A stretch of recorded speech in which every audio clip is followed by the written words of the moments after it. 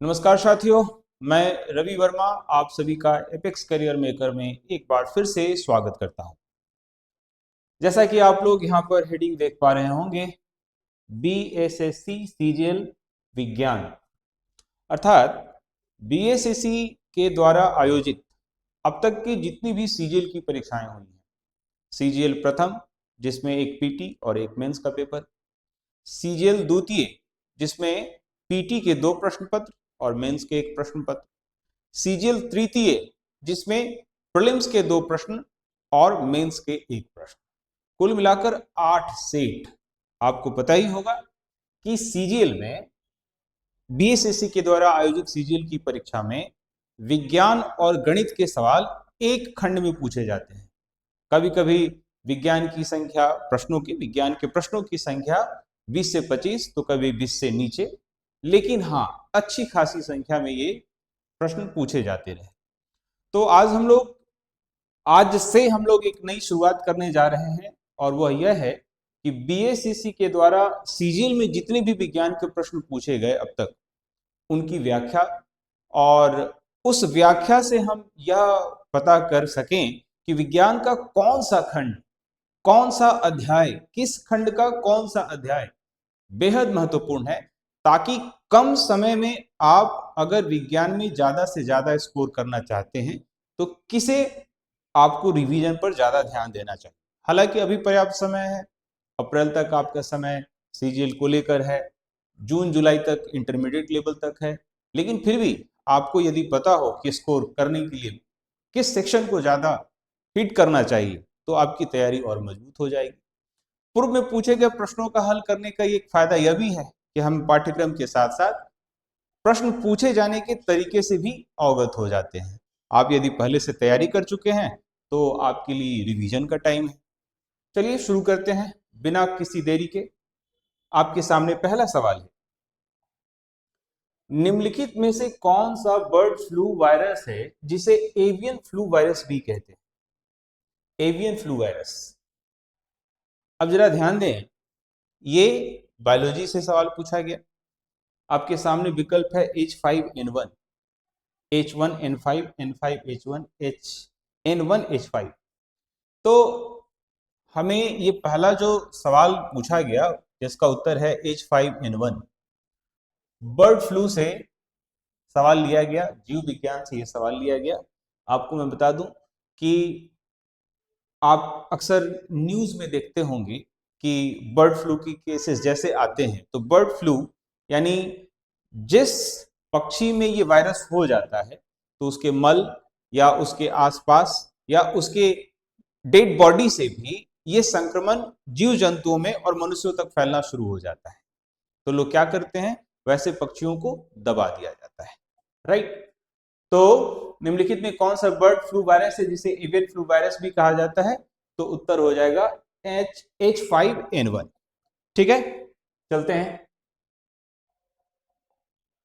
अगले प्रश्न की ओर। अगला प्रश्न है, मोबाइल सिम कार्ड में सिम का क्या अर्थ है? सिम का क्या अर्थ है ना? जैसे आप मोबाइल इस्तेमाल करते हैं ना, तो उसमें बहुत पॉपुलर लिखते हैं ना सिम, तो इसका मतलब क्या है? ये आप साधारण तरीके से देखा जाए तो ये करंट अफेयर से भी सवाल है, या फिर आप इसे कह सकते हैं कि ये कंप्यूटर से सवाल है। इसका फुल फॉर्म देखते हैं, सब्सक्राइबर इंफॉर्मेशन मार्कर, ये गलत है। सब्सक्राइबर आइडेंटिटी मॉड्यूल, हाँ ये सही, सब्सक्राइबर आइडेंटिटी मॉड्यूल। अब मैं आपसे कहूं कि इस सवाल का उत्तर देखकर हम क्या अनुमान लगाएं कि सीजीएल 4 में क्या सवाल आ सकता है? तो मैं आपको यह कह सकता हूं कि अभी हाल फिलहाल में, वर्तमान में जो कुछ टेक्निकल टर्म है, टेक्निकल टर्म, उस टेक्निकल टर्म को हमें जानना चाहिए, जैसे जीपीएस, है ना, या फिर इस तरीके की कोई भी शब्द जो भी हाल फिलहाल समाचार में हो, आपको ध्यान में रखना चाहिए। इस तरीके के टेक्निकल टर्म्स का एक्सपेंडेड फॉर्म पूछा जा सकता है। ठीक है, ये रहा दूसरा सवाल। चलते हैं अगले सवाल की ओर। अगला प्रश्न है, निम्न में से कौन सा भारी पिंड यहां पर भारी पिंड लिख सकता है, कहीं पर सेलेस्टियल बॉडी भी लिख सकता है, आकाशीय पिंड। तो घबराना नहीं है, क्या लिख सकता है? आकाशीय पिंड। ठीक है, सेलेस्टियल बॉडी। भारी पिंड सायंकाल या रात्रि में आकाश में सबसे अधिक चमकता है। और आपके सामने विकल्प है बृहस्पति, मंगल, शनि। संयोग से इसमें एक विकल्प और होना चाहिए था जो कि इसका उत्तर है, और वो है शुक्र ग्रह। शुक्र ग्रह को सबसे ज्यादा चमकीला ग्रह माना गया। और ये सायंकाल का तारा और भोर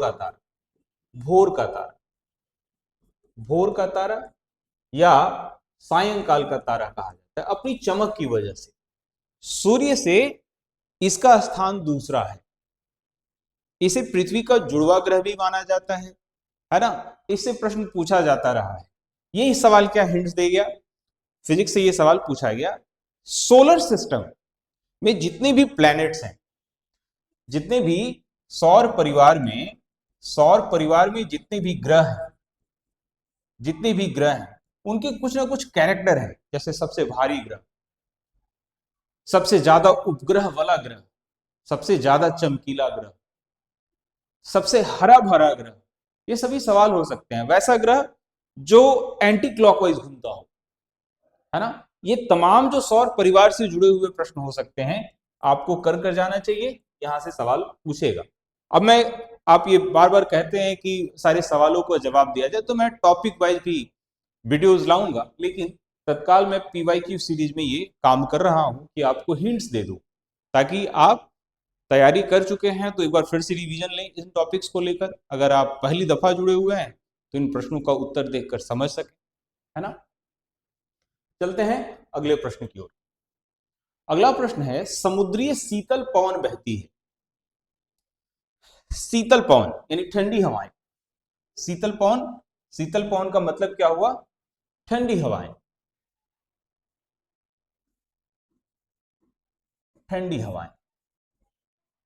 तो ये सवाल पूछा गया कि समुद्र से ठंडी हवाएं बहती हैं, क्या समुद्र में ठंडी हवाएं होती हैं? बहुत प्यारा सा कंसेप्ट है। आप लोग अगर ध्यान से देखेंगे तो क्लास 6 में मुझे याद है ठीक ठाक कि एनसीईआरटी की विज्ञान में पढ़ने को मिला था, लैंड ब्रिज और सी ब्रिज। विकल्प होगा दिन में समुद्र से भूमि की ओर बहने वाली हवा। अब ऐसा क्यों होता है, इसे समझने के लिए फोटो का मैं सहारा आपके सामने ले रहा हूं, समुद्री शीतल पवन के बारे में। इस फोटो को ध्यान से देखिए। इस फोटो में आपको नजर आ रहा होगा दो तस्वीर। पहला तस्वीर दिन का, कैसे यहां सूर्य की स्थिति। दूसरी तस्वीर रात की, चंद्रमा की तस्वीर। सिचुएशन है दिन में, कि दिन में ठंडी हवाएं, सवाल तो यही पूछा, समुद्र से ठंडी हवाएं किधर आ रही हैं? जमीन की ओर। रात में जमीन की ठंडी हवाएं जा रही हैं समुद्र की ओर। अब ये मामला क्या है? तो आप यह बात अच्छी तरीका से जानते होंगे कि जैसे ही तापमान बढ़ेगा, सबसे पहले तो यह बात समझ लीजिए कि जमीन की तुलना में समुद्र धीरे धीरे गर्म होगा, और समुद्र की तुलना में जमीन जल्दी गर्म और जल्दी ठंडा होगा। जब दिन का तापमान ज्यादा होगा तो यहां की हवाएं क्या होंगी? गर्म हो जाएंगी, लेकिन समुद्र का तापमान अभी भी ठंडा होगा। तो गर्म हवाएं ठंडे हवाओं की तरफ बहेंगी, गर्म हवाओं का बहाव ठंडी हवाओं की तरफ होगा, ठीक है। और इससे क्या होगा? हवाओं को लेकर, तापमान को लेकर एक नियंत्रण भी रहेगा। ये थोड़ा सा मैं एक कंसेप्ट और बता दूं। जैसे भारत के दक्षिणी हिस्से पर ध्यान दें, यहां पर अरेबियन सी, यहां पर बे ऑफ बंगाल, है ना, और यहां पर इंडियन ओशियन। 9 राज्य हैं, यहां से लेकर यहां तक में आपको 9 राज्य नजर आते हैं। तो जितना समुद्री तटीय प्रदेश होता है उसमें एक्सट्रीम टेम्परेचर देखने को नहीं मिलता है, ज्यादा तापमान देखने को नहीं मिलता है। इसके पीछे का विज्ञान यही है कि यहां पर यह प्रकरण लैंड ब्रिज और सी ब्रिज का चलता रहता है। जबकि इसके विपरीत आप अगर नॉर्थ इंडिया में जाएंगे तो दिल्ली की सर्दी बहुत ज्यादा, अभी तो पूरे नॉर्थ बिहार में ठंडी से बुरा हाल है, चारों तरफ धुंध कुहारा। आप कह सकते हैं कि काफी ठंड पड़ रही है। ये क्या दक्षिण भारत में होता है? कभी नहीं होता है। कारण क्या? तो ये लैंड ब्रिज और सी ब्रिज काफी प्रैक्टिकल है। बीएसएससी अपने पाठ्यक्रम में क्या घोषित कर रखा है, पाठ्यक्रम को ध्यान से लिखिए।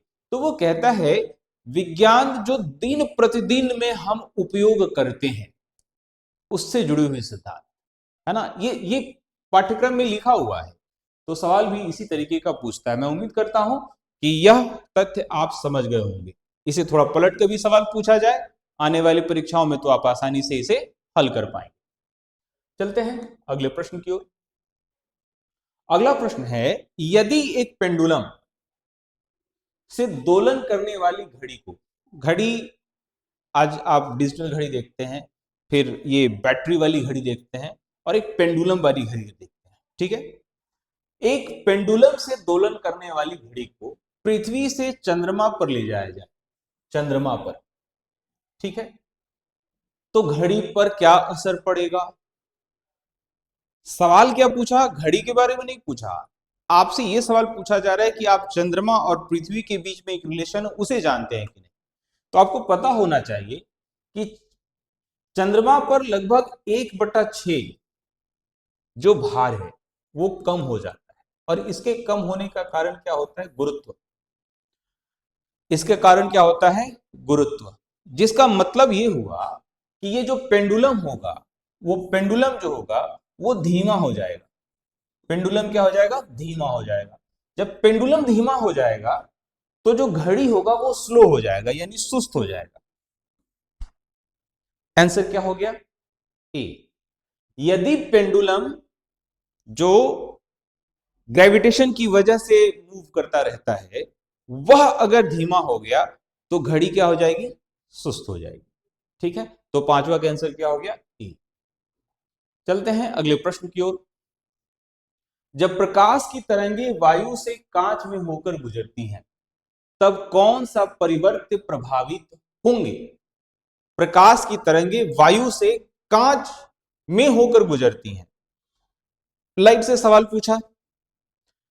अब देखो, सवाल पूछा है वायु से कांच की ओर, तो इसमें आपको यह समझना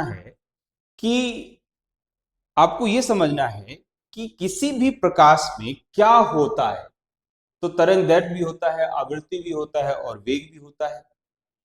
लेकिन जो परिवर्तन होगा वो तरंग दैर्ध्य और वेग में होगा। तरंग दैर्ध्य और वेग में होगा, इसकी फ्रीक्वेंसी में कोई परिवर्तन नहीं होगा। इस बात को थोड़ा और बेहतर ढंग से समझने के लिए, इसका उत्तर डी है। इस बात को थोड़ा और बेहतर ढंग से समझने के लिए मैं आपके सामने एक स्लाइड लेकर आया हूं। सबसे पहले मुख्य परिवर्तन क्या होगा? यदि कांच वायु से सघन माध्यम, कांच वायु से सघन माध्यम है, इसलिए प्रकाश की गति धीमी हो जाती है। वायु क्या है? हल्का है, तुलनात्मक रूप से हल्का in the sense intermolecular bond, उनके बीच की जो आणविक बंधन है। कांच क्या है? ज्यादा सघन है वायु की तुलना में, तो गति में कमी आएगी। ये एक बड़ा सिंपल सा बात है। दूसरा, गति कम होने के कारण तरंगदैर्ध्य भी घट सकता है। अगर गति कम होगा तो फ्रीक्वेंसी भी, तरंगदैर्ध्य भी कम होगा, वेवलेंथ भी। आवृत्ति में क्यों नहीं बढ़ होगा? क्योंकि आवृत्ति प्रकाश के स्रोत पर निर्भर करती है, प्रकाश के स्रोत पर निर्भर करती है, ना कि मीडियम पर। आवृत्ति जो बदलाव नहीं लेगा, यानी यह और यह बदलाव लेगा और यह नहीं लेगा, तो इसके पीछे का कारण क्या है कि आवृत्ति में कोई बदलाव इसीलिए नहीं होगा कि आवृत्ति प्रकाश के स्रोत पर निर्भर करती है, माध्यम पर नहीं। हाँ, दिशा में भी परिवर्तन होगा। अगर ये विकल्प में होता दिशा, तो दिशा में भी परिवर्तन होगा। आपको पता ही होगा कि किसी भी आप कह सकते हैं कि सरफेस पर जैसे ही लाइट पड़ता है तो या तो वो परावर्तन होगा या उसका अपवर्तन होगा, ये तमाम बातें होंगी। दिशा में ये क्या होगा? परिवर्तन हो जाएगा। संक्षेप में यदि कहा जाए तो आवृत्ति समान रहेगी, वेग, तरंगदैर्घ्य ये परिवर्तनशील होगा। मैं उम्मीद करता हूं इसके पीछे का जो तर्क है वो समझिएगा। जब मैं आपको ह्यूमैनिटीज के प्रश्न करा रहा था, हिस्ट्री, पॉलिटिकल साइंस, ज्योग्राफी का, तब मैं उसकी व्याख्या कर रहा था। लेकिन जब मैं विज्ञान के प्रश्न कराऊंगा तो मैं आपको तर्क के साथ उसे समझाने की कोशिश करूंगा, उसके पीछे के विज्ञान को समझने का कोशिश करूंगा, नियम को समझने की कोशिश करूंगा। ठीक है, चलते हैं अगले प्रश्न की ओर। क्लास को थोड़ा और इंटरेक्टिव बनाने के लिए मैं आपसे निवेदन करता हूं कि जब भी आप इस वीडियो को देखें तो थोड़ा ठहरें, एनालिसिस को देखें, समझें और कमेंट करें। जहां कोई डाउट हो उसे कमेंट करें, मैं तुरंत उस पर कोशिश करूंगा कि बातचीत हो और आपके सामने आपके डाउट को क्लियर किया जाए। आप इस माध्यम से जुड़कर रिजल्ट ले सकते हैं, मैं आपको इसका भरोसा दिलाता हूं। अगले प्रश्न की ओर चलते हैं। एक्स किरणों का उपयोग क्रिस्टल संरचना के अध्ययन के लिए किया जाता है। अच्छी बात है, क्योंकि एक्स किरणों को क्रिस्टल पूर्णतः अवशोषित करता है। जब पूर्णतः अवशोषित कर लेता तो फिर क्यों इस्तेमाल होता। एक्स किरणों की तरंगदैर्घ्य तथा क्रिस्टल के अंतर परमाणु दूरी की परिमाण की कोटि समान होती है। ये सही है, एक्स किरणों की तरंगदैर्घ्य बहुत छोटी होती है अपेक्षाकृत क्रिस्टल अंतर परमाणु दूरी के नहीं। एक्स किरणों के लिए क्रिस्टल पूर्णतः पारदर्शी होता है, ये भी नहीं। बी विकल्प सही हो जाएगा, लेकिन आप इसे सिर्फ यूं ही नहीं मान लीजिए कि उत्तर मैंने कहा बी और इसका उत्तर बी होगा। क्यों होगा इस पे जोर देना है, इसके पीछे के तर्क को समझना है। एक्स किरणों का उपयोग क्रिस्टल संरचना के अध्ययन के लिए क्यों किया जाता है। एक तो मैं आपको बता दूं कि एक्स किरणों का उपयोग कई वजहों से होता है और इसका उपयोग कहां कहां हो सकता है। जैसे आप देखें तो एक्स का उपयोग कहां कहां हो रहा है। हड्डियों की जांच में डॉक्टर्स क्या करते हैं, कहीं चोट लग गया, एक्सरे करा कराइए। किसी को चेस्ट इंफेक्शन है, कंजेक्शन है, निमोनिया के केस में, दांतों की समस्याओं को पता लगाने में, कैंसर के इलाज में भी एक्सरे कराया जाता है। खास करके यदि लंग से जुड़ा हुआ कोई समस्या है, धातुओं में दरारें हैं इसको लेकर, सुरक्षा सामान की जांच को लेकर, क्रिस्टल संरचना के अध्ययन को लेकर। जो सवाल आपसे पूछा गया था वो यही था ना, सवाल जो पूछा गया था वो क्रिस्टल संरचना के अध्ययन को लेकर ही था, है ना। अब ऐसा क्यों है, ऐसा इसीलिए है, जैसे अगर मैं सीधे इस पे फोकस करूं तो मैं जैसा कि बता रहा हूं कि जो कोई क्रिस्टलीय संरचना होगी और जो एक्सरे का बिहेव होगा उसके साथ, तो एक्सरे का जो वेवलेंथ है वो बहुत सटीक रूप से किसी क्रिस्टलीय संरचना को पढ़ पाने में सक्षमता है और हमें उसकी सटीक जानकारी देगा।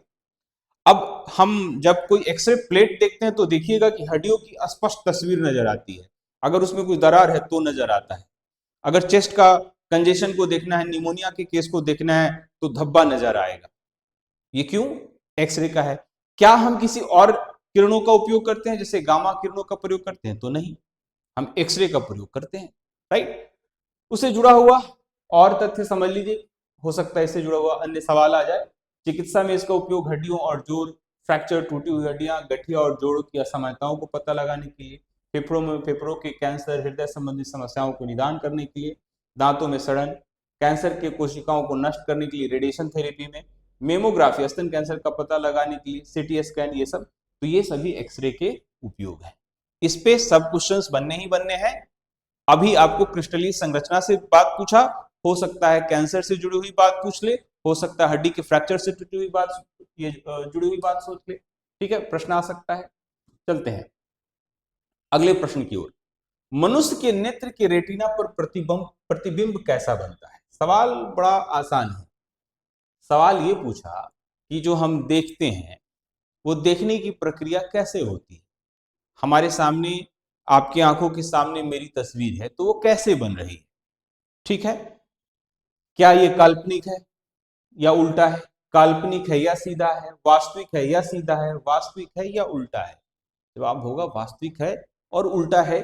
और इसे कैसे देखते हैं, इस फोटो के माध्यम से देखिए। ये कोई तस्वीर है और ये मनुष्य नेत्र है। मनुष्य नेत्र ना एक कैमरा की तरह काम करता है। इसी कैमरे को समझना है। एक पूरा टॉपिक ही मैं कभी मनुष्य नेत्र लेकर आऊंगा और सवाल कराऊंगा। अभी तो मैं PYQ करा रहा हूं, तो बस थोड़ी थोड़ी चर्चा करके आगे बढ़ रहा हूं। ये मनुष्य नेत्र है और इसका जो ऊपरी हिस्सा है एक लेंस, आप कह सकते हैं इस पे कॉर्निया है, ये लेंस की भांति काम कर रहा है। जो जैसे जैसे एज्ड होता है तो इस लेंस में थोड़ी विकृति आती है और लोगों की दृष्टि की समस्याएं हो जाती हैं, है ना। अभी लाइट जब पड़ता है तो दृष्टि पटल पर ये जो रेटिना है इस पर हमारी इमेज बनती है और ये मस्तिष्क पर हमें सीधा करके दिखाती है। ये उल्टा जरूर है लेकिन हमारा मस्तिष्क इसे सीधा समझता है, राइट। तो इस रेटिना पर इसकी तस्वीर बन रही है। तो देखिए, तो आकार में अंतर है, आकार में भी अंतर है, और दूसरा दूसरा ये बनने की प्रक्रिया कैसी है। अब इसी को लेकर आगे जाकर लाइट चैप्टर में आप पढ़ेंगे तो अवतल लेंस, उत्तल लेंस, अवताल उत्तल लेंस, है ना। ये अलग अलग जो लेंस होंगे उनमें कैसे चित्र बनता है, इसको लेकर सवाल पूछा जाता है। मैं उम्मीद करता हूं कि आपको यह बात समझ में आई होगी कि मैंने आपसे जो उत्तर दिया वो क्यों दिया। ठीक है, चलते हैं अगले प्रश्न की ओर। सीमेंट की ग्राइंडिंग प्रक्रम के अंतर्गत, ग्राइंडिंग का मतलब होता है बनाने के समय में सीमेंट जब बनाया जाता है तो प्रक्रम के अंतर्गत क्लिकर चूर्ण में, यानी कि जो बनाने की प्रक्रिया होती है उसमें जिप्सम क्यों मिलाया जाता है। तो सीमेंट में जिप्सम मिलाने का सबसे बड़ा कारण क्या होता है कि उनका जो सैंटिंग दर है, सैंटिंग दर समझते हो, सैंटिंग दर का मतलब होता है सीमेंट के जमना, सीमेंट के जमना उसकी, यानी कि सीमेंट का कड़ा होना, कठोर होना उसका सबसे बेहतरीन गुण है। लेकिन सीमेंट का जमना कब हो, जैसे मकान बन जाए तब हो, नहीं तो बहुत दफा आप देखे होंगे बरसात के समय में सीमेंट की बोरियां जिसमें हवा लग जाती हैं और पूरा का पूरा सीमेंट जो है वो जम जाता है, तो किसी काम का नहीं रहता। सीमेंट का जमना कंट्रोल किया जा सके, मंदित, खत्म नहीं, मंदित, धीमा किया जा सके, इसके लिए ही क्या किया जाता है, जिप्सम का प्रयोग किया जाता है। इसके लिए ही क्या किया जाता है, जिप्सम का प्रयोग किया जाता है। ठीक है, यानी डी नंबर इसका उत्तर हो जाए। अब इसमें कोई बहुत ज्यादा तर्क नहीं है, आप कह सकते हैं या हो सकता है केमिस्ट्री के बहुत बड़े जानकार इस पे बहुत ज्यादा अच्छा तर्क आपको बता सकें, कारण समझा सके, लेकिन हमें एक हद तक कंट्रोल्ड वे में जानना है, क्योंकि सब कुछ को जानना है, किसी एक चीज को तो उतनी प्राथमिकता नहीं देनी है। अगला है प्राकृतिक गैस का मुख्य अवयव क्या है। तो प्राकृतिक गैस का मुख्य अवयव जो है मीथेन है, CH4। इसका उत्तर हो जाएगा मीथेन, जिसका फॉर्मूला होता है CH4। कार्बन और हाइड्रोजन अल्केन ग्रुप का रहता है। प्राकृतिक गैस का मुख्य अवयव मीथेन है। चलते हैं, पौधों में क्लोरोफिल बनाने के लिए कौन सा तत्व सहायक होता है। अब देखो, ये क्लोरोफिल जो है जिसे हम हरित लवक भी कहते हैं, हरित लवक, है ना, क्लोरोफिल, हरित लवक। तो आप ऐसा समझो कि जैसे मनुष्य के रक्त में जो लालीपन होती है वो आयरन की वजह से होती है, वैसे ही ये जो हरित लवक जो प्लांट्स में पाया जाता है वो मैग्नीशियम की वजह से होती है। किसकी वजह से होती है, मैग्नीशियम की वजह से होती है। और इसी की उपस्थिति में कोई भी प्लांट प्रकाश संश्लेषण की प्रक्रिया कर पाता है, यानी प्रकाश संश्लेषण की प्रक्रिया करके वो अपना भोजन बनाता है, जिससे उसका विकास होता है। ठीक है, तो पौधों में क्लोरोफिल बनाने के लिए कौन सा तत्व सहायक है, तो मैग्नीशियम। ठीक है, अगले प्रश्न की ओर चलते हैं।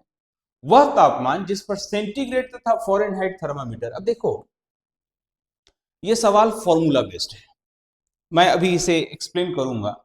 इसका उत्तर -40 है, यहां विकल्प के अनुसार मैं इसे बनाता हूं और मैं समझाता हूं, क्योंकि ये नोन फैक्ट है कि सेंटीग्रेड और फ़ारेनहाइट -40 पर बराबर होता है, लेकिन ये फॉर्मूला पर कैसे होगा जरा समझते हैं। इसके इंटरलेशंस को देख लेते हैं। सेल्सियस टू फ़ारेनहाइट में याद रखिएगा ये formula, degree Celsius equal two degree Fahrenheit -32 × 5/9। इसे जरा देखते हैं, सी की जगह पे हम एक्स ले लेते हैं, चूंकि बराबर है तो फॉरेन हाइट का भी मामला हम एक्स ही ले लेंगे, -32 इंटू 5/9। ठीक है, आगे बढ़ाएंगे 9x और फिर ये आएगा 5x माइनस 160, 32 इंटू 5 मैंने किया, इधर से जाएगा यानी 5x को हम इधर लेके आएंगे तो 4x इक्वल टू -160 और x इक्वल टू -40। सवाल बहुत आसान पूछा था, सवाल कितना था, बहुत सरल पूछा था। ऐसे आप याद भी रखेंगे कि -40 डिग्री फॉरेनहाइट और -40 डिग्री सेल्सियस का मान बराबर होता है। ठीक है, ऐसे सवाल ये पूछा जा चुका है, बीपीएससी में भी इस पे सवाल पूछा है, अलग अलग में भी सवाल पूछा है। ठीक है, चलते हैं अगले प्रश्न की ओर चलते हैं। अगला प्रश्न है, निम्न में से कौन सा पदार्थ नाभिकीय रिएक्टर में मंदक का काम करता है। अब आपको पता होना चाहिए कि नाभिकीय रिएक्टर में जो ऊर्जा प्राप्त करने की, जो इससे ऊर्जा प्राप्त करने की जो प्रक्रिया है, ऊर्जा प्राप्त करने की प्रक्रिया, उसमें विखंडन किया जाता है और इस विखंडन की वजह से असीम मात्रा में तापमान रिलीज होता है, तापमान रहता है। तो इस तापमान में जो नाइट्रोजन या फिर इस तरीके के जो गैसेस होते हैं उनको कंट्रोल करने के लिए ड्यूटेरियम का इस्तेमाल किया जाता है, जिसे हम भारी जल कहते हैं, ड्यूटेरियम यानी सी इसका आंसर हो जाएगा D2O, है ना, ड्यूटेरियम भारी जल। नाभिकीय रिएक्टर में मंदक का काम कौन करता है, भारी जल करता है। ठीक है, हाइड्रोजन के 3 समस्थानिक, उसमें एक ये भी आता है ड्यूटेरियम, जिसे हम भारी जल भी कहते हैं। अगले प्रश्न की ओर बढ़ते हैं। अगला प्रश्न है, प्रकाश संश्लेषण का अंतिम उत्पाद क्या है। प्रकाश संश्लेषण, जितने भी पौधे होते हैं वो पौधे प्रकाश की उपस्थिति में क्लोरोफिल की मौजूदगी में रिएक्ट करते हैं और रिएक्ट करने के बाद वो क्या बनाते हैं, यह सवाल पूछा है और इसका उत्तर होगा कार्बोहाइड्रेट। कार्बोहाइड्रेट C6H12O6 इसका फॉर्मूला है। इसके इक्वेशन को समझते हैं। इसका इक्वेशन है carbon dioxide plus water H2O, light और क्लोरोफिल की मौजूदगी में क्या बना, C6H12O6 ग्लूकोज, या जिसे हम कार्बोहाइड्रेट भी कह रहे हैं, ग्लूकोज या जिसे हम क्या कह रहे हैं, कार्बोहाइड्रेट। ठीक है, ये ऊर्जा का स्रोत है। ठीक है, प्लस ऑक्सीजन। अब यहां पर जो 6O2 या 6H2O या C6H12O6 और 6O2 है, ये बैलेंस करके दिया हुआ है, नहीं तो सबसे पहले क्या होगा, CO2 ऐसे रॉ में देखा जाए, H2O और फिर C6H12O6 प्लस O2। अब यहां पर देखिएगा बैलेंस करने के लिए ही यहां पर कार्बन के पीछे 6 लगा दिया गया है ना, हाइड्रोजन के पहले 6, बैलेंस का मतलब यहाँ पे कार्बन 6 ऑक्सीजन 12, हाइड्रोजन 12 और ऑक्सीजन 6, है ना। इसी तरीके से यहाँ पर कार्बन 6O6O2 ऑक्सीजन के पहले यहाँ पर 6 लगा दिया तो सब बराबर हो जाता है। ठीक है, सवाल आपसे पूछा, यही अंतिम उत्पाद है, यही अंतिम उत्पाद है C6H12O6। सवाल आपसे यह पूछा कि फोटोसिंथेसिस का अंतिम उत्पाद क्या है, प्रकाश संश्लेषण का अंतिम उत्पाद क्या है, ग्लूकोज। यही जो प्लांट्स का मुख्य भोजन होता है, जिससे प्लांट्स ऊर्जा प्राप्त करते हैं और आगे बढ़ते हैं। आपको आगे प्रश्न भी मिल सकता है कि श्वसन से हम क्या प्राप्त करते हैं। तो श्वसन जो दहन की प्रक्रिया है, जो ऑक्सीजन की उपस्थिति में होती है और कार्बोहाइड्रेट को तोड़ती है। ये जो ग्लूकोज है, जो हम भोजन करते हैं, जो भात दाल चावल जो भी खाते हैं, वो हमें ग्लूकोज दे रहा है, कार्बोहाइड्रेट देता है, और श्वसन से जो हम ऑक्सीजन लेते हैं तो उससे वो टूटता है, तो हमें क्या मिलता है, हमें मिलता है, हमारे शरीर को मिलता है जल और हमें मिलता है ऊर्जा। अगर दोनों को कंबाइन करके सवाल पूछे तो अंतिम उत्पाद वाटर होगा।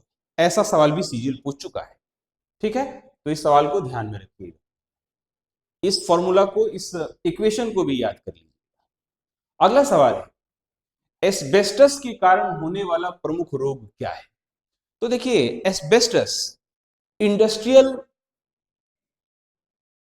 काम में खास करके इस पे क्या होता है, बहुत ज्यादा कण रिलीज होता है और सांसों के माध्यम से हमारे शरीर में ये प्रवेश करता है और हमारे लंग्स को सबसे ज्यादा प्रभावित करता है। तो लंग्स से जुड़ी हुई बीमारियों को ये जन्म देगा। तो अगर साधारण भाषा में कहा जाए तो सांस की बीमारी, श्वसन की बीमारी, सांस की बीमारी, है ना। लेकिन यहां पर तो ऐसा दिया नहीं, यहाँ पर नाम दिया है मेसोथेलीमिया। लकवा या पक्षाघात क्या है, नर्व का प्रॉब्लम है। प्रवाही का पेचिस, ये तो विकल्प ही अजीब है, पेचिस आंतों से समस्या, राइट। तो यहाँ पर मेसोथेलियोमा क्या है, मेसोथेलीमिया जो है वो लंग से जुड़ा हुआ है। इसके लिए मैंने एक यहाँ पर एक फोटो देखा है, जरा ध्यान दीजिएगा। इस फोटो में लंग्स के दो स्थिति को दिखाया गया है, एक स्वस्थ और दूसरा जो एस्बेस्टस या धूल कण से जो प्रभावित लंग्स होता है उसकी स्थिति। आपको मैं बताऊं कि इसे लंग्स कैंसर भी कहते हैं। यहां पर ध्यान दीजिए, तो जो स्वस्थ लंग्स है वो कितना स्पष्ट नजर आ रहा है। Normal always in right lung, left lung in cross section. जो राइट लंग है वो इस तरीके से साफ नजर आएगा और लेफ्ट लंग्स होगा जो ऐसा होगा, ठीक है।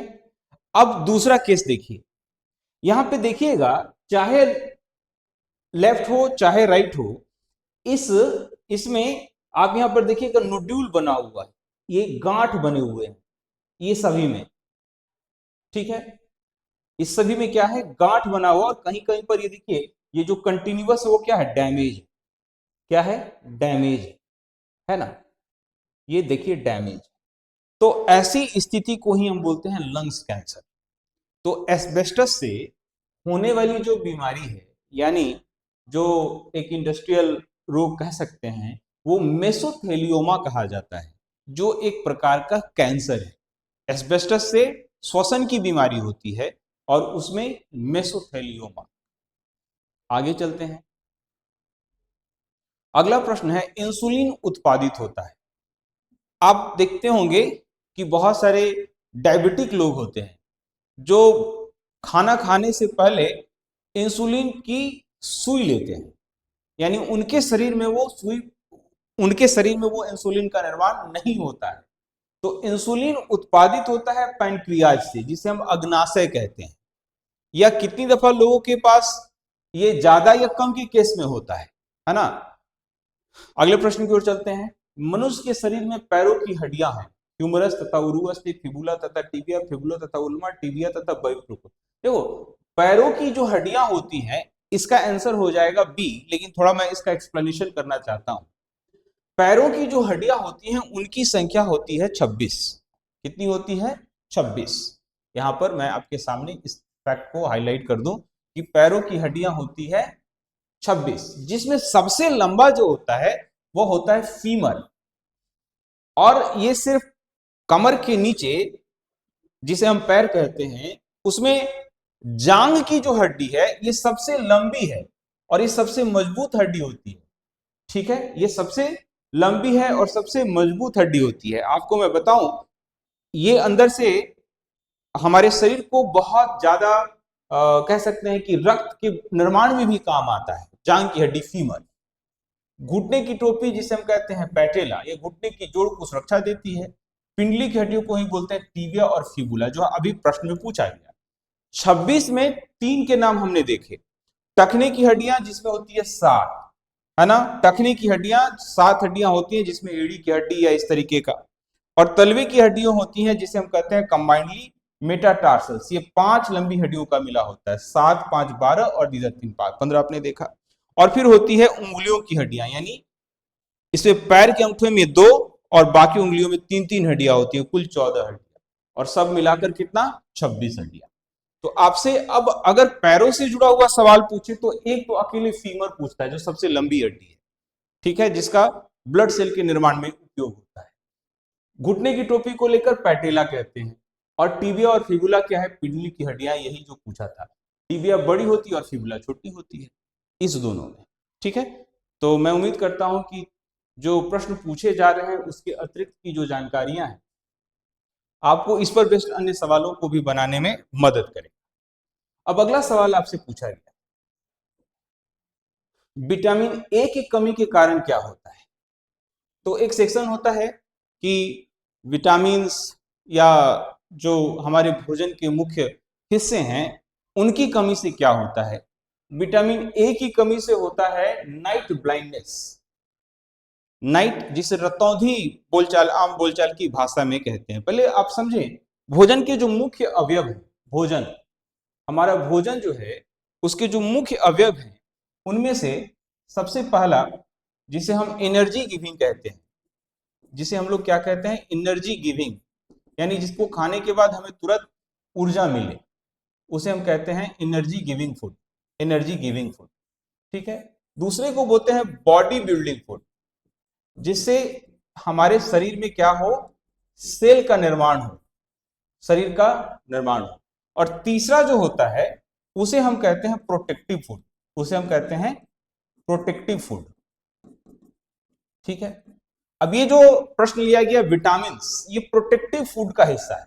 जितने भी विटामिन्स और मिनरल्स होते हैं वो सभी होते हैं प्रोटेक्टिव फूड का हिस्सा। बॉडी बिल्डिंग का हिस्सा होता है प्रोटीन। ठीक है, प्रोटीन। और एनर्जी गिविंग में कार्बोहाइड्रेट, कार्बोहाइड्रेट और फैट। ठीक है, फैट में भी सैचुरेटेड फैट एक अलग हो जाता है ना। तो ये जो उत्तर है विटामिन ए का, वो यहां पर जो प्रोटेक्टिव फूड का हिस्सा है उससे ये सवाल पूछा। अब यहां से सवाल कितने सारे पूछ सकते हैं। प्रोटीन की कमी से क्या होता है, अगर प्रोटीन ना हो तो कौन सी बीमारी। फैट से संबंधित सवाल पूछ सकता है, कौन सा फैट कैसा है। विटामिन से सवाल पूछ सकता है। तो तत्काल जो विटामिन वाला हिस्सा है उसको एक स्लाइड से थोड़ा समझ लेते हैं, जुड़े हुए फैक्ट भी देख लेते हैं जो सवाल अक्सर पूछता रहता है। ध्यान रखिएगा यहां पर कि विटामिन से ये सवाल पूछा। विटामिनों का वर्गीकरण है, जो अलग अलग नाम यहां पर है। सबसे पहला विटामिन ए, विटामिन बी। और आपको मैं बता दूं, विटामिन बी कॉम्प्लेक्स इस्तेमाल किया जाता है, जिसमें आप देखिएगा सीधे विटामिन बी नहीं लिखा है, बल्कि विटामिन बी टू लिखा है, बी5 लिखा है, बी7 लिखा है, बी12 भी होता है ना। B1, बी2, B3, B5, B6, B12, ये सभी को कंबाइनली हम लोग कहते हैं बी कॉम्प्लेक्स। इसे कहते हैं बी कॉम्प्लेक्स, ये सभी को कहते हैं बी कॉम्प्लेक्स। ठीक है, ये काफी इंपॉर्टेंट होता है। ठीक है। अब आपसे विटामिन ए के बारे में देखा तो इसका रासायनिक नाम, यानी सबसे पहला आपको जानना है वो क्या है, विटामिन के नेम जानने, विटामिन का नाम जानना है। दूसरा क्या जानना है, इनका केमिकल नेम जानना है, इनका केमिकल नेम जानना है। आपसे सवाल पूछेगा। विटामिन ए रासायनिक नाम रेटिनॉल, इसकी कमी से रतौंधी, नाइट ब्लाइंडनेस। तो इससे होने वाली जो परेशानी है, जो बीमारी है, जो डिजीज है, वो आपको जानना है। ठीक है।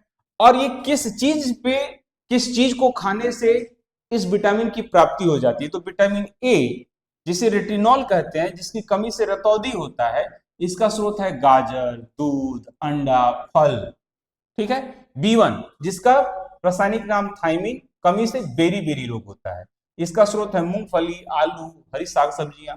विटामिन बी2 का नाम है राइबोफ्लोविन, कमी से रोग त्वचा फटता है, आंख का रोग होता है, स्रोत है अंडा, दूध, हरी साग सब्जी। बी3 रासायनिक नाम पेंटोथेनिक एसिड है, कमी से पैरों में जलन, बाल सफेद होते हैं, स्रोत क्या है, मांस, दूध, टमाटर, मूंगफली। विटामिन बी5 रासायनिक नाम है निक्टोनामाइड, नियासिन, कमी से रोग, मासिक विकार, पिलाग्रा होता है, स्रोत क्या है इसका, मांस, मूंगफली, आलू। विटामिन बी6 पायरोडॉक्सिन, कमी से रोग, एनीमिया, त्वचा रोग, है ना, स्रोत दूध, मांस, हरी साग सब्जी। विटामिन बी7 रासायनिक नाम बायोटीन, कमी से बालों का गिरना, चर्म रोग, ईस्ट, गेहूं और अंडा खाइए। बी12 से क्या होता है, साइनोकोबालामिन, इसी नाम से दवाई भी आती है बी12, कमी से एनीमिया या फिर पांडु रोग यानी कि जॉन्डिस हो जाता है। मांस, कलेजी, दूध खाइए। विटामिन सी, यहां से सवाल पूछता है, विटामिन सी जिसका नाम है एस्कॉर्बिक एसिड, स्कर्वी, मसूड़ों का फूलना, दांत गिर जाता है, स्रोत क्या है, आंवला, नींबू। जितने भी साइट्रस फ्रूट होते हैं उसमें, जिसमें खट्टा फ्रूट होता है, उसमें विटामिन सी, आंवला इसका सबसे बड़ा स्रोत है। विटामिन डी जिसे कहते हैं कैल्सीफेरॉल, इसी नाम से दवाई आती है, कमी से रिकेट्स, हड्डियों का टेढ़ा मेढ़ा हो जाना।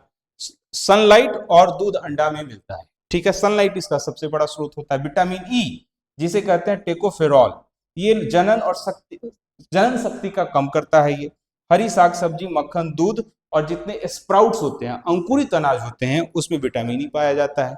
विटामिन के जिसकी कमी से रक्त थक्का नहीं बनता है ना, इसका नाम है फिलॉक्सीन, रक्त का थक्का न बनना, जैसे कोई एक्सीडेंट हो गया, कट हो गया, खून ही नहीं रुकेगा, है ना।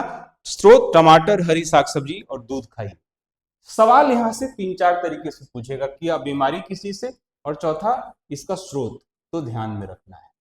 ये स्लाइड को आप रोकिए, देखिए, पढ़िए, काम बन जाएगा, एक सवाल आ जाएगा। सोच के देखो कि 25 सवाल साइंस का पूछा और एक सवाल तुम्हारा आज फाइनल हो गया कि यहां से आएगा।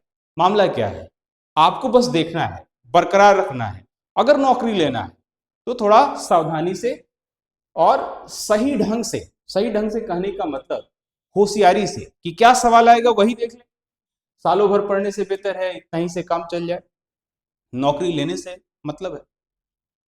वायु का वेग संबंधित है, सवाल देखते हैं।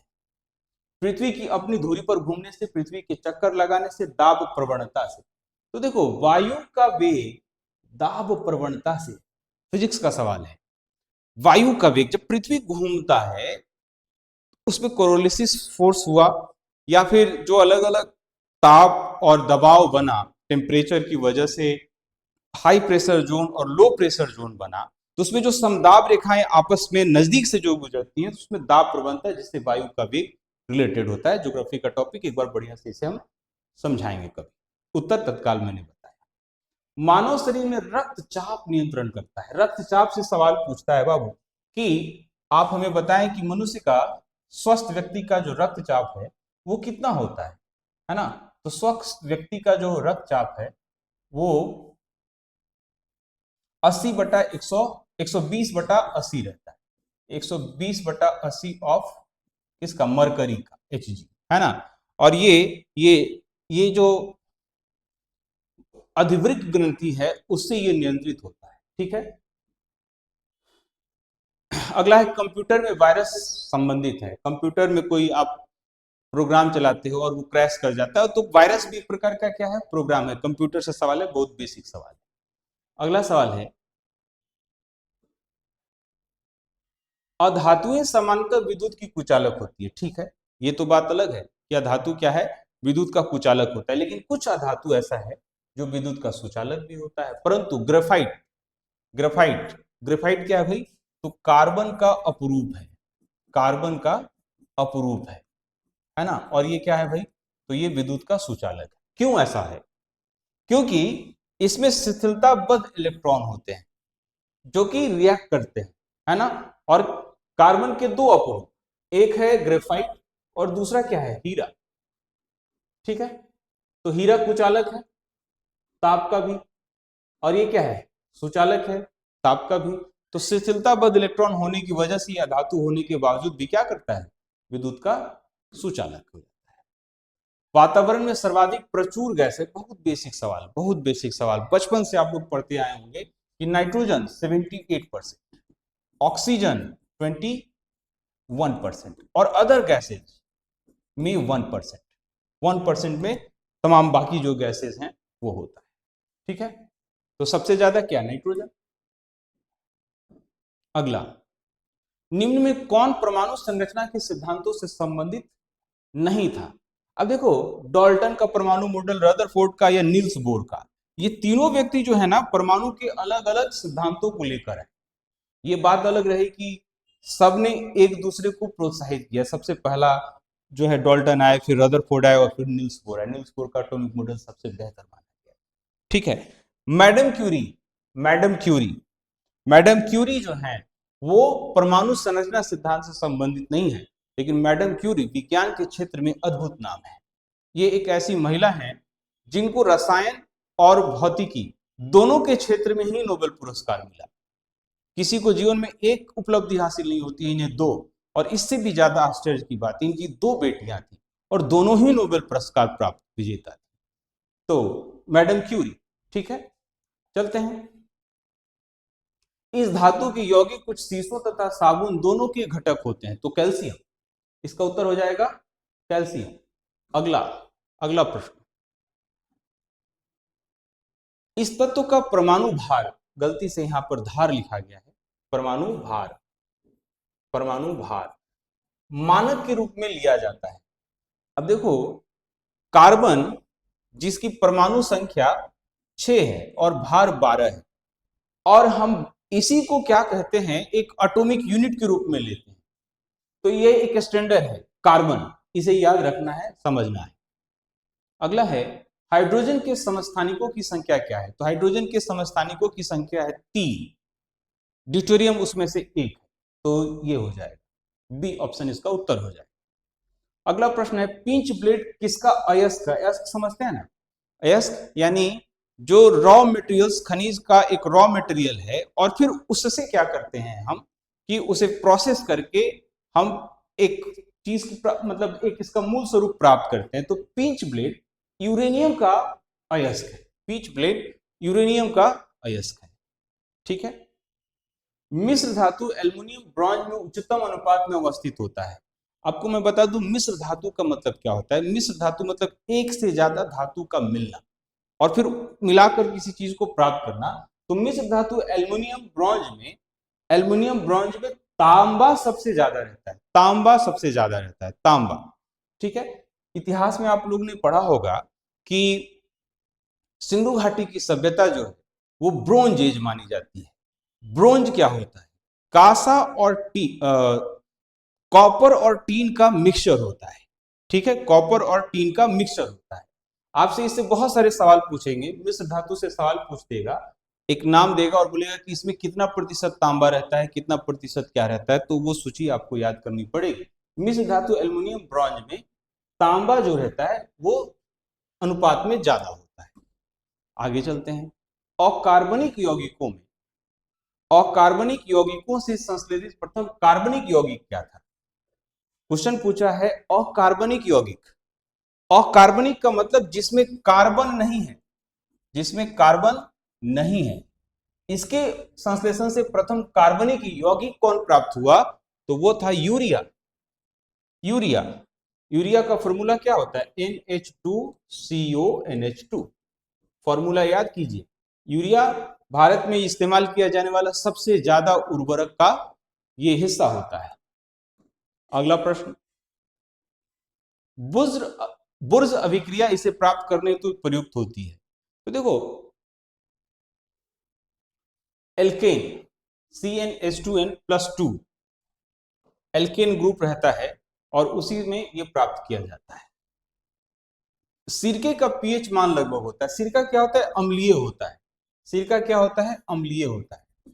तो 7 से, अब पीएच का फुल फॉर्म होता है potency of hydrogen. Potency of hydrogen मतलब हाइड्रोजन की मात्रा से या ताकत से मतलब यहां पर हुआ। तो सिरका जो होता है वो 3 होता है। आपको याद रखना होगा पैरामीटर पर। मैं आपको यहां पर एक स्लाइड दिखा दूं, मैंने आपके लिए एक स्लाइड ले रखा है। ये अलग अलग चीजें हैं, ये अलग अलग चीजें हैं जिसमें 7 को शुद्ध माना जाता है। यहां पर देखिएगा, जो शुद्ध जल है, प्योर वाटर, उसका वैल्यू न्यूट्रल होता है 7। लेकिन 7 से जैसे जैसे नीचे जाएंगे तो ये अम्लीय होता जाएगा, और जैसे ही 7 से आप बढ़ेंगे तो क्षारीय होता जाएगा, है ना। जैसे 7 से नीचे में कौन कौन? दूध, लैक्टिक एसिड पाया जाता है। कॉफी, ज्यादा कॉफी पीजिए तो जलन होने लगता है। टोमेटो जूस, इसमें भी पाया जाता है ना। Vinegar, lemon juice, stomach acid और बैटरी एसिड। स्टमक एसिड जो हमारे शरीर के अंदर, आप कभी कभी महसूस करते होंगे गला के आसपास बहुत ज्यादा जलन होता है, तो ये स्टमक एसिड की वजह से होता है ना। और बैटरिक एसिड यानी जो H2SO4 आप इस्तेमाल कर रहे होते हैं, राइट। उस दूसरी तरफ चढ़ें, आगे बढ़ें, 7 से आगे ब्लड, ब्लड का पीएच मान 8, बेकिंग सोडा का पीएच मान 9, मिल्क ऑफ मैग्नीशिया का 10, अमोनिया का 11, साबुन का 12, ब्लीच का 13। देखो, जब हम नहाते हैं गर्मी के दिनों में तो साबुन से नहाने के बाद शरीर फ्रेश महसूस होता है।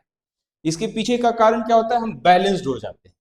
हमारा शरीर जो पसीना वगैरह से जो एसिडिक जैसा होता है, यहाँ साबुन लगाया, उसको बैलेंस कर दिया, है ना। उसके बाद से ब्लीच 13 और NOH सॉल्यूशन, सोडियम हाइड्रोक्साइड, ये 14। ये है हमारा पोटेंसी ऑफ हाइड्रोजन का यहां पर सूची। आपसे कोई एक नाम देके पूछ सकता है कि ये बताइए क्या है और इसका पीएच मान क्या है। एक बार बड़ा अद्भुत सवाल पूछा था बीपीएससी कि जल का पोटेंसी ऑफ हाइड्रोजन कितना होता है, और चूंकि विकल्प थोड़े उलझाने वाले होते हैं, तो देखिए शुद्ध जल का पोटेंसी ऑफ हाइड्रोजन 7 होता है। अब जल नहीं लिखा, बरसात का पानी लिखा, पीने का पानी लिखा, कुएं का पानी लिखा, तो आपको मैं बता दूं कि जो बरसात का पानी है वही सबसे ज्यादा शुद्ध है और उसी का पोटेंसी ऑफ हाइड्रोजन 7 होता है। अन्यथा आप जैसे जैसे किसी चीज में पानी को मिलाएंगे, पोटेंसी ऑफ हाइड्रोजन जो है वो बदलता चला जाता है। इसीलिए लोग कहते हैं कि हम यदि घड़े का पानी पिए तो वो थोड़ा अल्कलाइन वाटर होता है, वो हमारे लिए ज्यादा फायदेमंद होता है। मैं उम्मीद करता हूं कि ये बात समझ में आया होगा। आपको ये याद करना है पीएचएस के।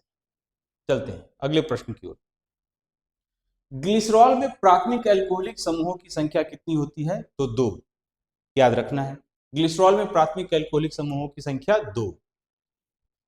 प्रकाश संश्लेषण का प्राथमिक उत्पाद क्या है? ग्लूकोज। अभी इसी इसी अब चूंकि ये जो मैं प्रश्न करा रहा हूं, लगातार प्रश्न करा रहा हूं, प्रश्न की संख्या हो गई 35। तो सीजीएल पीटी में पूछ लिया होगा फर्स्ट शिफ्ट में कि प्रकाश संश्लेषण का अंतिम उत्पाद क्या है, तो वहां पर आपको कार्बोहाइड्रेट मिला। भाषा थोड़ा बदल दिया, सवाल पूछा प्रकाश संश्लेषण का प्राथमिक उत्पाद क्या? तो ग्लूकोज, C6H12O6 ग्लूकोज ही है।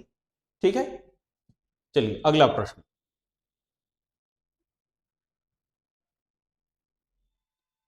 जैसे ये जो लास्ट टाइम में हमने देखा था वही यहाँ पर फॉर्मूला है। निम्न में कौन सा अन्य तीनों को समाहित करता है? इकोलॉजी से सवाल पूछा है, पारितंत्र से। पारितंत्र में कम्युनिटी, आबादी, जाति तीनों आता है। ए नंबर इसका आंसर हो जाएगा। अगला सवाल, यह प्रकंद का एक उदाहरण है। तो देखो प्रकंद क्या होता है? का एक तना का एक बदलता स्वरूप है। इसका उदाहरण अदरक हो जाता है। आपसे सवाल ये पूछता है कि जो एक जितने भी चीजें हम भोजन करते हैं वो कोई ना कोई प्लांट का प्रोडक्ट होता है, तो हम उसका कौन सा हिस्सा खाते हैं? जैसे बीज, कॉर्न, व्हीट और राइस जो है वो बीज है। मकई हो गया, गेहूं हो गया, या फिर चावल हो गया, ये सभी क्या है? उस बीज को हम खाते हैं। जड़ की बात करें तो गाजर, मूली, बीटरूट, चुकंदर, ये सब जड़ खाते हैं। स्टेम, तना की बात करें तो शुगर केन हम तना ही खा रहे हैं। लेमन ग्रास तना खा रहे हैं। पोटैटो तना खा रहे हैं, है ना। पत्ता तो स्पिंच, करी लीव्स या कैबेज, ये पत्ता खा रहे हैं। फल में बनाना, एप्पल और ऑरेंज। तो खाद्य पदार्थ जितने भी हम खाते हैं वो प्लांट्स का कौन सा हिस्सा होता है, यहां से एक सवाल पूछता है। ठीक है, आगे बढ़ते हैं। सबसे जोर से बोल सकने वाला जंतु क्या है? तो इसको बोलते हैं, इस विकल्प में तो ऐसे नील वेल है ना, लेकिन मैं आपको बताऊं वेल की ही एक प्रजाति होती है जिसको बोलते हैं स्पर्म वेल। ये दुनिया में सबसे ज्यादा साउंड करता है स्पर्म वेल, लेकिन ऐसे इस विकल्प में नील वेल जो है ये सबसे ज्यादा। ठीक है, प्रकाश संश्लेषण तथा श्वसन का सामान्य उत्पाद। अब देखो दोनों पूछ दिया। इसी सेट में प्रकाश संश्लेषण से पूछा, तो प्रकाश संश्लेषण में तो ग्लूकोज C6H12O6 ये। ठीक है, लेकिन श्वसन, ऑक्सीजन की उपस्थिति में इसी का जब दहन होता है तो हमें मिलता है हाइड्रोजन, जल। हमें क्या मिलता है? जल। आपको मतलब प्रकाश संश्लेषण में भी एक जल की मात्रा है। दहन में क्या मिलता है? आपको मिलता है O2 के साथ साथ आपको एनर्जी। ठीक है, तो यहां पर अगर दोनों को पूछे तो जल कंबाइंड है, यहां भी जल यहां भी जल, तो उत्तर हो जाएगा डी, जल। ठीक है, दोनों पूछा, थोड़ा सवाल को परिवर्तित करके पूछा। आगे चलते हैं। अगला प्रश्न है, यह अंतःस्रावी ग्रंथि का एक उदाहरण है। हमारे शरीर में बहुत सारे ग्लैंड्स हैं। इनका विभाजन हम जो करते हैं, जैसे हम भोजन कर रहे होते हैं, कोई स्वादिष्ट चीज देखा और जीभ से एक रस निकलना शुरू हो गया जिसे हम लार कहते हैं, राइट। तो ये बाह्य हो गया। हमारे शरीर के अंदर ही हो तो उसे थायराइड ग्लैंड हम इसे कहते हैं। और ये थायराइड ग्लैंड कहाँ होता है? थायराइड ग्लैंड, पहले इसे थोड़ा सा इंडोक्राइन ग्लैंड्स जो अंतःस्रावी होते हैं उसके बारे में देखें तो यहां ग्लैंड से सवाल खूब पूछता है। एक जो अंतःस्रावी ग्लैंड है, जो अंतःस्रावी ग्लैंड है, उनमें पहला है पीयूष ग्रंथि, जिसे मास्टर ग्लैंड कहते हैं, है ना, जो अन्य ग्रंथियों को नियंत्रित करता है। बहुत छोटा रहता है लेकिन सबसे जरूरी यही है। उसके बाद है थायराइड ग्लैंड, ये हमारे गले में रहता है, चयापचय, मेटाबॉलिक और वृद्धि को नियंत्रित करता है। अगर ये किसी को अनियंत्रित हो जाए तो किसी का हाथ बड़ा होते चला जाएगा, पैर बड़ा हो जाएगा, सर बड़ा हो जाएगा। अगर कम हो जाए तो बहुत परेशानी होगी, वीकनेस महसूस होगा, इस तरीके से, है ना। अधिक एड्रिनल ग्लैंड तनाव प्रतिक्रिया जल संतुलन में मदद करता है। पैंक्रियाज या अग्नाशय जिसे कहते हैं, इंसुलिन, ये सवाल अभी पूछ चुका है। तो जो हमारी इंडोक्राइन ग्लैंड से देखो इससे सवाल पूछ रहा है, इसे ध्यान में रखना है ना। ब्लड शुगर, इंसुलिन, ये सब पैंक्रियाज से। टेस्टिस से, पुरुषों में टेस्टिस पाया जाता है और ओवरीज स्त्रियों में, तो प्रजनन हार्मोन बनाते हैं। अगर ये सही किसी को नहीं हो रहा है तो संतान उत्पन्न में दिक्कत होगा, चाहे स्त्री या पुरुष, है ना। थाइमस से प्रतिरक्षा, इम्यून सिस्टम, देखिए किसी किसी को तुरंत थोड़ा सर्दी हवा चला और वो बीमार पड़ गया, या थोड़ा गर्मी लगा बीमार पड़ गया, थोड़ी परेशानी हुई बीमार पड़ गया, तो उसमें थाइमस ग्लैंड जो है ढंग से काम नहीं कर रहा है। इंडोक्राइन ग्लैंड क्या करता है? शरीर के विभिन्न अंगों के काम में तालमेल बैठाता है, केमिकल मैसेंजर के रूप में काम करता है और बॉडी फंक्शन को ठीक ठाक ढंग से काम किया जाए। सवाल आपसे पूछा था, इस विकल्प में थायराइड ग्लैंड जो था वो उत्तर हो जाए। अगला सवाल, कौन सा अंग पीत का श्रावण करता है? और यहाँ पर पित्ताशय दिया हुआ है, कितना आसान सवाल है ना। चलते हैं अगला सवाल। रिकॉम्बेंट डीएनए टेक्नोलॉजी के विकास के पश्चात ही यह तकनीक संभव हो पाई है। तो रिकॉम्बेंट जो है मोनोक्लोन प्रतिरक्षी उत्पादन बनाता है, यानी एक ही जैसे चीजों को हम डीएनए से इस्तेमाल करके बना सकें, है ना, ये मोनोक्लोन प्रतिरक्षी उत्पादन है। ठीक है। नीम का कारण विषाणु है। इनमें कौन सी बीमारी है जो विषाणु से होता है? तो रेबीज, जो कुत्तों के काटने से होता है, सियार के काटने से होता है, लोमड़ी के काटने से होता है, उनके लार में एक विषाणु पाया जाता है जिससे रेबीज होता है ना। टेटनस, कुष्ठ, प्लेग, कुष्ठ जीवाणु से होता है ना। अब देखिए कुछ कुछ बीमारियां हैं जो उसके कारक क्या क्या हैं, जैसे कोविड-19 अभी हाल फिलहाल में काफी प्रसिद्ध, कोई भूल भी नहीं सकता, सभी इससे पीड़ित, मैं भी पीड़ित रहा। कोविड-19 जो है वो वायरस के कारण होता है। सवाल जो पूछेगा उसे ध्यान में रखना है। इन्फ्लुएंजा श्वसन तंत्र को प्रभावित करता है। फ्लू है। AIDS, acquired immunodeficiency syndrome, HIV, ये भी वायरस के कारण। डेंगू मच्छरों के काटने से फैलता है, ये भी वायरस है। चेचक, ये भी वायरस है ना। पोलियो, पोलियो यह तांत्रिका तंत्र को प्रभावित करता है ना। हेपेटाइटिस, ये लीवर को संक्रमित करता है। खसरा, एक अत्यधिक संक्रामक श्वसन होने वाला है, ये सभी वायरस से होने वाले। रेबीज, ये जानवरों को विशेष रूप से। सामान्य सर्दी जुकाम, कॉमन कोल्ड, ये सभी जो हैं वो क्या है? वायरस से होने वाली बीमारियां हैं। ठीक है। जीवाणु से भी बहुत सारी बीमारियां होती हैं। एक बात मैं आपको बता दूं, जीवाणु में बहुत सारी ऐसी जीवाणु हैं जो काफी लाभदायक भी हैं, जैसे लैक्टोबैसिलस, हमारे पाचन तंत्र को, हमारे मूड को बहुत सारे तरीकों से वो ठीक रखता है। लेकिन वायरस हमेशा से निगेटिव ही रहता है, कोई वायरस हमारे काम का नहीं लेकिन है। ठीक है। चलते हैं आगे, चलते हैं। गति का अध्ययन क्या कहलाता है? तो काइनेमेटिक्स। जैसे आपसे पूछ सकता है जीव विज्ञान या रसायन या भौतिकी के जो अलग अलग ब्रांचेज हैं उनके नाम क्या है, तो गति का जो अध्ययन है उसे कहते हैं काइनेमेटिक्स। बी नंबर इसका आंसर हो जाए। अगला प्रश्न, क्वांटम सिद्धांत का सुझाव किसने दिया था? तो प्लैंक ने दिया था। कुछ कुछ प्रमुख जो फिजिक्स के क्षेत्र में अच्छा काम करने वाले लोग हैं उनको भी आपको ध्यान में रखना होगा। क्वांटम सिद्धांत प्लैंक ने दिया था। अगला प्रश्न, वह यंत्र जो अत्यधिक तापक्रम मापता है। जैसे देखो ये कैसे, अत्यधिक तापक्रम को कैसे समझाऊं। मान लीजिए कि आप पटना में रहते हैं और एक ही मोहल्ले में कोई दोस्त है, तो 100 मीटर 200 मीटर में। अब एक शहर में ही किसी दूसरे मोहल्ले में तो कुछ किलोमीटर में, है ना। लेकिन एक शहर से दूसरे शहर को आप किलोमीटर में नापते हैं, जैसे सेलेस्टियल बॉडीज है। तो उसको कैसे नापते हैं? सोलर लाइट, जो प्रकाश वर्ष है ना, यानी कि सूर्य की रोशनी वर्ष भर में कितना ट्रेवल की, उतनी दूरी सेलेस्टियल बॉडी। उसी तरीके से तापमान अगर बहुत ज्यादा हो तो उसके लिए पायरेनोमीटर इस्तेमाल करते हैं, पायरेनोमीटर। ठीक है, ये याद रखना है। अगला है लक्स, इसकी इकाई है तो प्रदीप्ति की इकाई को हम लक्स कहते हैं। अगला है यह एक अश्व शक्ति का समतुल्य है, 746 वाट को। अच्छा, एक मैं बात बता दूं कि ये जो अश्व शक्ति है वो एसआई यूनिट नहीं है, एसआई यूनिट नहीं है, वाट ही शक्ति का एसआई यूनिट है, लेकिन यहाँ पर हम लोग एक इस्तेमाल करते हैं 746 वाट के बराबर एक अश्व शक्ति होता है। अगला प्रश्न है, यदि एक अवतल दर्पण में वस्तु एवं प्रतिबिंब दोनों वक्रता के परक हो तो प्रतिबिंब कैसा बनेगा? अब देखिए, ये सवाल बहुत आसान है। वस्तु के समान आकार का होगा, लेकिन कैसे? इसे मैं चाहता हूं थोड़ा समझा दूं।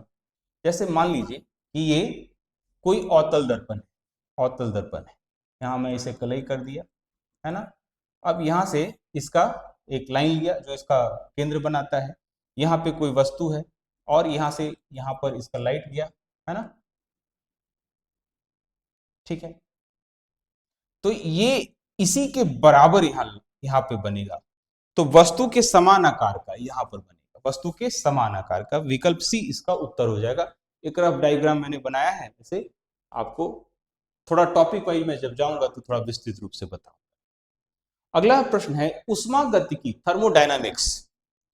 ऊष्मागतिकी का कौन सा नियम कहता है कि बिना किसी बाह्य कारक की सहायता के किसी कम ताप वाली वस्तु से किसी उच्च ताप वाली वस्तु को ऊष्मा स्थानांतरित नहीं की जा सकती है?